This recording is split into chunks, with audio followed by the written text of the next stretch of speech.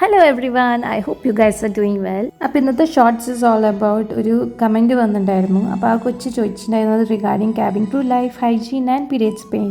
അപ്പോൾ crew life എടുത്ത് പറയുകയാണെങ്കിൽ അത് പുറത്തുനിന്ന് കാണുന്ന പോലെയല്ല. It's quite difficult. Every job is like അതിൻ്റേതായ റിസ്ക് ഫാക്ടേഴ്സും ഡിഫിക്കൽട്ടീസും ഉണ്ട്. അതുപോലെ തന്നെ ഇതും അങ്ങനെ തന്നെയാണ്. It's not all about makeup and all other staffs. It's mainly about ഫാമിലിനെ വിട്ട് നിൽക്കൽ. എന്തെങ്കിലും ഫംഗ്ഷൻസ് വന്നാൽ അത് അറ്റൻഡ് ചെയ്യാൻ പറ്റില്ല. ആ സമയത്ത് ഫ്ലൈറ്റ് ഉണ്ടാവും. Even at midnight you have to go for the flight. പിന്നെ ടൈമിംഗ് എപ്പോഴും ഡിഫറെൻ്റ് ആയിരിക്കും. ക്രൂ സെറ്റ്, നിങ്ങളുടെ കൊലീഗ്സ് എപ്പോഴും ഡിഫറെൻ്റ് ആയിരിക്കും. Even food matters. ഫ്ലൈറ്റിൽ ഫുഡ് കഴിക്കാൻ ചിലപ്പോൾ ടൈം കിട്ടില്ല. ഫുഡ് കഴിച്ചാൽ ചിലപ്പോൾ ബ്ലോട്ടിങ് ഇഷ്യൂസ് ഉണ്ടാവും, ഹെൽത്ത് ഇഷ്യൂസ് ഉണ്ടാവും. അങ്ങനെ ഇത് മൊത്തം ഒരു ഫുൾ പാക്കേജ് ആയിട്ട് നിങ്ങൾക്ക് കിട്ടുന്നൊരു സംഭവമാണ്. Next about hygiene. അത് എന്ത് ഹൈജീനാണ് എന്ന് മനസ്സിലായില്ല. ക്യാബിൻ ഹൈജീൻ ആണോ, ഫുഡ് ഹൈജീൻ ആണോ, ലാബറട്ടറി ഹൈജീൻ ആണോ എന്ന് എനിക്ക് മനസ്സിലായില്ല. എനിവേസ് ഫുഡ് ഹൈജീനെ വെച്ച് പറയുകയാണെങ്കിൽ ഫുഡൊക്കെ നല്ല അടിപൊളി ക്വാളിറ്റിയുള്ള ഫുഡാണ് അവർ പ്രിപ്പയർ ചെയ്യുക. പക്ഷേ എന്താ പ്രോബ്ലം എന്ന് വെച്ചിട്ടുണ്ടെങ്കിൽ ഇവർ ഒരു ടൈമേ പ്രിപ്പയർ ചെയ്ത് വെക്കുള്ളൂ എൻ്റെ ഡേക്ക് വേണ്ടിയിട്ടുള്ളത്.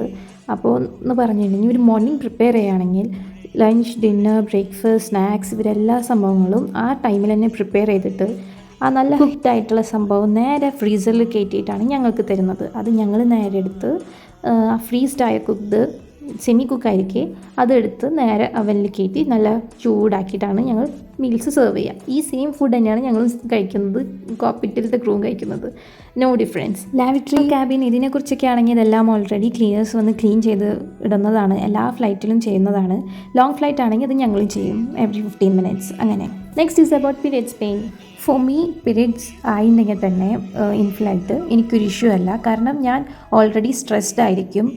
എൻ്റെ ഫ്ലൈറ്റിൽ എൻ്റെ വർക്ക്, എൻ്റെ എല്ലാ പരിപാടികളും ഒക്കെ സെറ്റായി പോകണം എന്നുള്ള ആ ഒരു ഇതായിരിക്കും എപ്പോഴും എൻ്റെ മൈൻഡിൽ. അതുകൊണ്ട് തന്നെ ഞാൻ അതിനെക്കുറിച്ച് ലീസ് ബോധേഡാണ്. വെറുതെ ഇരിക്കുമ്പോൾ മാത്രമേ എനിക്ക് പെയിൻ ഉള്ളൂ. സോ എനിക്ക് അതൊരു സീനല്ല. ചില ക്രൂ പെയിൻ കാരണം സിക്ക് റിപ്പോർട്ട് ചെയ്യുന്നത് കാണാറുണ്ട്. ചിലവർ മെഡിസിൻ എടുക്കും. അങ്ങനെയൊക്കെയാണ്.